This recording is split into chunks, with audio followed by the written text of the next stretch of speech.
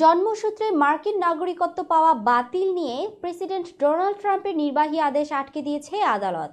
স্থানীয় সময় বুধবার ডিস্ট্রিক্ট আদালতের বিচারক দেবোরাহ বোর্ডম্যান এক রুল জারি করে যুক্তরাষ্ট্রব্যাপী প্রেসিডেন্টের আদেশের ওপর প্রাথমিক স্থগিতাদেশ দিয়েছেন।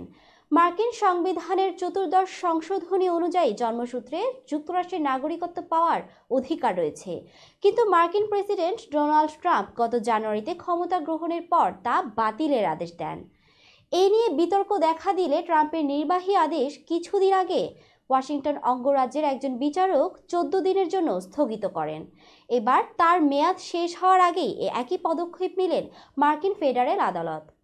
স্থগিতাদেশের রুলে মেরিল্যান্ড জেলা জজ আদালতের বিচারক দেবোরাহ বলেন, প্রেসিডেন্ট ট্রাম্পের নির্বাহী আদেশ 125 বছরের পুরনো সুপ্রিম কোর্টের রায়ের সাথে সাংঘর্ষিক এবং 250 বছরের মার্কিন ইতিহাসের পরিপন্থী।